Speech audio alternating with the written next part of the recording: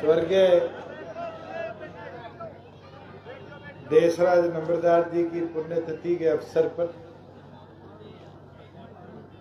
कृष्णिंदु की इस पावन धरा पर हमारे बीच में मौजूद पार्टी के प्रदेश के अध्यक्ष सरदार निशांत सिंह जी, संगठन के सचिव खादी बोर्ड के चेयरमैन मास्टर राजेंद्र लेताड़ी जी, मेरे विधानसभा में साथी अमरजीत ढांडा जी, पूर्व विधायक रामकुमार कटवाल जी, पृथ्वी नंबरदार जी, हरियाणा सीड कॉरपोरेशन के चेयरमैन भाई सुमित राणा जी, जिला परिषद जींद के चेयरमैन भाई कुलदीप राणा जी, रंधावा जी, कैथल के हमारे चेयरमैन भाई दीप जी, हमारे बीच में मौजूद रामेश ठाकुर जी, आपके हर वर्ष के कार्यक्रम के आयोजक करता, आपके सुख दुख के साथी, हमारे हल्का के अध्यक्ष छोटे भाई विश्वीर जी, यहाँ पर मौजूद जगदीश सियाग जी, भाई दोला जी, तमाम गणमान्य व्यक्तिगण, पार्टी के वरिष्ठ पदाधिकारीगण, मेरे बुजुर्गों, मेरी माताएं, बहनें, युवा साथी, मैं पहले तो आप सबका आभार और धन्यवाद प्रकट करता हूं कि हर वर्ष जिस प्रकार से आप एकत्रित होकर स्वर्गीय देशराज नंबरदार जी को अपनी सच्ची श्रद्धांजलि देने का काम करते, ये बड़ा महत्वपूर्ण है। और आज मेरे लिए ये और ज्यादा महत्वपूर्ण इसलिए भी बड़ा कि हमने पीछे नंबरदार जी के नाम पर एक डिजिटल लाइब्रेरी की घोषणा करी, और मैं युवा की टीम को बधाई दूंगा कि जिला युवा इकाई ने उस घोषणा को समय पे पूरा नहीं किया। आज मैं मेरी माताओं बहनों से कहूंगा, घर जाओगी तो साइड में ही वो लाइब्रेरी पूरी तौर पर बनाने का काम किया, इसलिए युवा साथियों को पहले बधाई दूंगा। और आज का दिन ऐतिहासिक भी है। देश का बजट आया और उस बजट के अंदर पहली 5 घोषणाओं में कोई घोषणा करी तो भारत सरकार ने, वित्त मंत्री ने ये करी कि अब हर गांव में डिजिटल लाइब्रेरी बनाई जाएगी। तो हमारे लिए तो सौभाग्य है, जो पौधा हमने लगाना शुरू किया था नरवाना से, उचाना से, आज वो पेड़ का स्वरूप ले गया। और अब तो देश के लाखों गांव के अंदर इस तरह की डिजिटल लाइब्रेरी गांव के बच्चों के विकास और सुधार और शिक्षा के नए उजाले के अंदर योगदान देने का काम करेगी। अनेक चीजें ऐसी है, चाहे तालाबों के सौंदर्यीकरण की बात, 1 साल पहले हमने एक कदम उठाया था कि गांव के तालाबों को कैसे सुधारा जाए, क्योंकि मनरेगा के तहत 10 सालों से जोड़ के अंदर किनारियां खोदी जा रही थी और सफाई होती नहीं थी क्योंकि चिकनी मिट्टी बढ़ जाती थी। हमने 800 करोड़ रुपए पिछले साल के बजट में रखे, और 800 करोड़ का मतलब है कि प्रदेश के अंदर 6000 तालाबों को हमने दोबारा खुदाई करवाई, मिट्टी निकाली, उसके बरम बनाए और उसका सुधारीकरण किया। और उसके अंदर शायद एक तालाब तो कृष्णिंदु का भी, मगर 3 तालाबों की और मेरे को लिख के दे दी। ये और कह जाता हो 14,000 तालाब हमारे प्रदेश के अंदर, 6,000 पहले साल में थे, 8,000 1 अप्रैल से खुदाई शुरू हो जाएगी। आपके सभी प्रदेश के 14,000 कुछ तालाबों का सौदेकरण भी होगा। रिटेनिंग वॉल जहां जरूरत है वो मैं एसडीएम साहब को कहूंगा कि तुरंत अधिकारियों की जिम्मेवारी लगाकर रिटेनिंग वॉल जिस जिस तरफ सड़क बनती है, किसी का मकान आता है, उसका एस्टीमेट भी बनवाने का काम करेगी। लोगों के निवास को या सरकारी इंफ्रास्ट्रक्चर को इससे कोई नुकसान ना हो। जहां एक नई डिमांड आ रही है वो आ रही है आईटीआई की। आज आईटीआई हमारे उचाना के परली और है खुर्द में, और उसका लाभ मिल रहा है। वहां हमने होंडा से 30 लाख रुपए लगा के एक ट्रेड शुरू कराया मोटरसाइकिल रिपेयर का, और उससे बच्चों को लाभ मिला। ऐसे ही प्रदेश के अलग अलग आईटीआईज को हम दिन प्रतिदिन कैसे और आज की तकनीक के साथ जोड़ा जाए, उसके ऊपर जोड़ने का काम भी कर रहे हैं और युवा को प्रोत्साहन भी दे रहे हैं कि नए ट्रेड्स की ओर जाए। कंप्यूटर वालों ने अब खुद थोक में कर रखा है, पर आज के दिन डिमांड है ई कॉमर्स आने से। आज तो गांव में भी अमेजोन से, फ्लिपकार्ट से सामान आ जाता है, नहीं आता, और मोटरसाइकिल पे घंटा मारता हुआ सुबह दे जाता है। उसकी पैकिंग करने का काम भी बहुत बड़ी डिमांड में। ये जो हमारे बिजली की छोटी तारें नहीं, बड़ी बड़ी 11,000 वोल्ट की तारें जाती है, इसको बांधने वाले को 1.25 लाख रुपया महीने का मिलता है। मगर कहाँ इसका कोर्स होता है? केवल मात्र बंगाल में, और बंगाल के साथ साथ उड़ीसा के अंदर। अपने प्रदेश में कोर्स ही नहीं। तो इस बार हम ये प्रयास करेंगे कि जो गांव आईटीआई के लिए जमीन जल्द से जल्द दे सकता है, उसके अंदर इस तरह के नए कोर्सेज की शुरुआत करेंगे। और मैं तो कृषिंदु से कहूंगा, डिमांड भी रखी हुई है ग्राम सभा का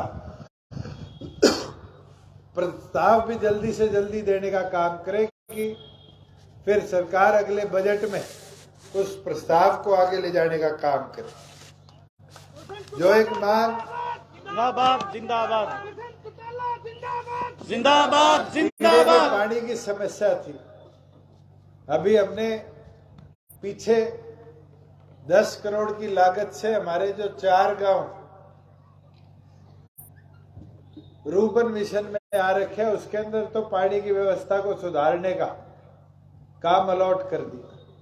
मगर 28 गांव ऐसे हमारे हैं, और खास तौर पर ये रोड के इस तरफ की बेल्ट जितनी है, जिसको भाखड़ा का पानी नहीं मिलता, और उस कारण डिगिया भी 14-14 दिन पानी नहीं आता और सूख जाती है।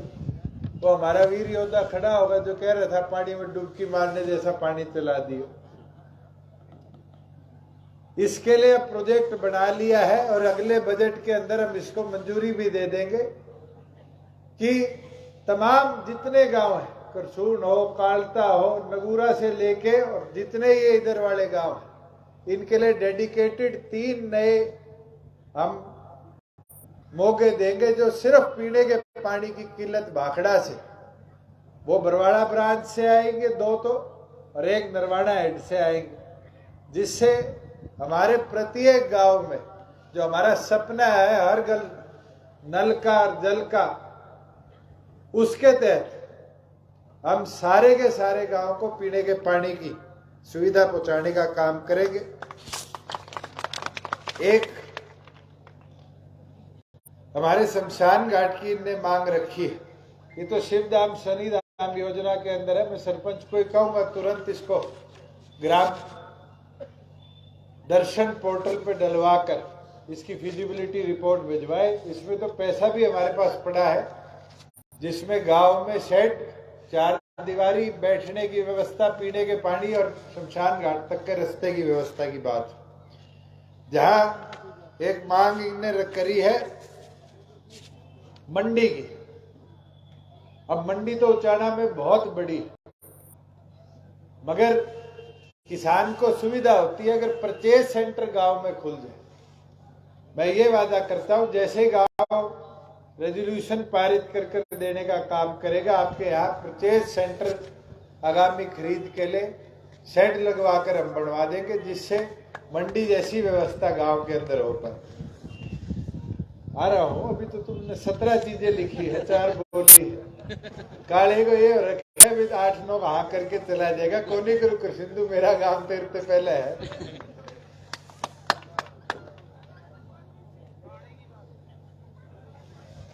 अब पानी की है बरसोड़ा से जोड़ दो, जोड़ दो नहीं जोड़ दो। अब दिक्कत ये आती है,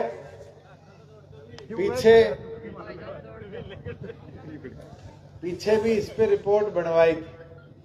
अब इसका एक ही तरीका है पानी लाने का खेती के लिए, वो है फिर पाइपलाइन से, क्योंकि हमें पानी को 20 फुट लिफ्ट करना पड़ेगा। अब इसमें सारे गांव जितने हैं वो सहमति लिख के दे दोगे कि इसके अंदर पाइपलाइन से प्रोजेक्ट बनाकर पानी लाया जाए, तो कितने का हो, 50 करोड़ का हो, 100 करोड़ का, मंजूरी में दिलवाने का काम हो। क्योंकि पाइपलाइन का नाम सुनते जिनके खेत डोल पे लगते हैं माइनर के, वो कहते हैं हमारे तो ट्यूबवेल सूख जाएगा। अब इसके ऊपर तो तुम्हें मिलके सबको, गांव वालों को प्रयास करना पड़ेगा। मंजूरी और फंड दिलवाने का काम मेरा है, क्योंकि मेरे को भी पता है इस पूरे इलाके में अभी एक फायदा तो हो गया, जो हमारी बरसोड़ा माइनर आती थी वो 0 से 156 बुर्जी तक सारी की सारी 57 करोड़ की लागत से नई बनी है, रिपेयर होगी, जिससे अब पानी की व्यवस्था पहले से बेहतर हुई। मगर जो दूसरा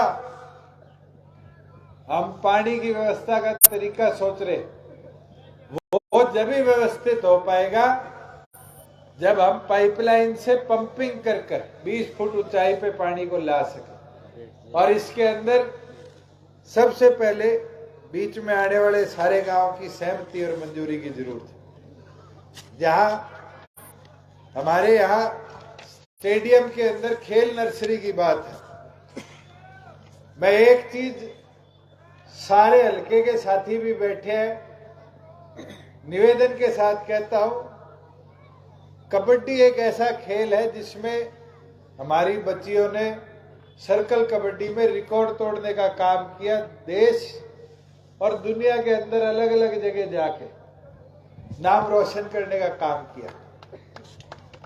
एक खेल उसके मिलता जुलता है, और उसके अंदर हरियाणा के बच्चों ने पिछले 3 नेशनल गेम्स में गोल्ड मेडल जीतने का काम किया है, वो है रग्बी। कोई ज्यादा अंतर नहीं है रग्बी के अंदर और कबड्डी के अंदर। अगर मौका मिले देख लेना, कबड्डी में एक दूसरे को जैसे घेरते कैंची मारते, बस उसमें थोड़ी कैंची कंधों से ज्यादा मारते। मगर अगर हम चाहें तो आने वाले समय में नर्सरी अगर आप चाहते हो कृषिंदु में खोले, तो कृषिंदु ही नहीं, तुम गांव में जमीन देने की तैयारी करो, मैं साई की रग्बी की नर्सरी, देश के जहां प्लेयर तैयार होंगे जैसे हम देखते हैं, वो कृषिंदु में लाने का काम करो। मगर इसमें बच्चों की सहमति भी जरूरी है। आज सोनीपत में एक फौजी रिटायर्ड था, उसने कबड्डी के सोनीपत के 25 गांव से 25 बच्चे उठाए, और आज देश की टीम में 9 बच्चे उस एक एकेडमी के खेल के आते हैं, क्योंकि सिर्फ उसने कबड्डी वाले बच्चों को रग्बी खेलना सिखा दिया। और फिर तो हमें कोचेज लाने हो और व्यवस्था करनी हो, वो भी सारी साथ की साथ हम कर देंगे। और उससे ये गारंटी मैं कह सकता हूं, 2 साल बाद इंडियन टीम अगर ओलंपिक्स में जाएगी रग्बी की, 2 साल की प्रैक्टिस में छोरे छोरी अगर हम तैयार कर देंगे, तो हमारे गांव के भी 1 से 2 बच्चों को वहां जगह जरूर मिले। पर मुमकिन जब ही है जब पहले सोच के कि क्या हम प्राथमिक नर्सरी चाहते हैं, मेरे को समय अनुसार बता दो। स्टेट की नर्सरी की मंजूरी अगले 15 दिन में भिजवा दूंगा, और साई की एकेडमी का प्रपोजल जैसे जमीन मिलते ही एसडीएम मेरे को प्रपोजल दे देगा, केंद्र जाके मेरे को मंजूर करा के लानी पड़े। हरियाणा की नहीं, देश की पहली रग्बी नर्सरी अगर मंजूर होगी तो कृषिंदु में करा कर लाने। जहां कन्या स्कूल की बात है, फिर वो गुरुकुल वाले प्रधान करेगा हमारा। अब सारे एडमिशन तो प्रधान गुरुकुल में ले गया, स्कूल कर रखा है खाली। आज 500 बच्चे पूरे कर दो, अपग्रेड कराने का काम मेरा। 490। अब ये खुद काला बोल रहा है 490। अब 10 एडमिशन तो करा दोगे, 8 ठा के बता दो कराओगे नहीं ठहराव करोगे। वैसे एक चीज है, मैं माताओं बहनों को कहूंगा भी आपकी जिम्मेवारी है, 500 प्लस करा दो। स्कूल को 12वीं तक कराने की जिम्मेवारी मेरी, मैं करवा के ले आऊं। करा दोगी सारी, और क्या रह गया भाई?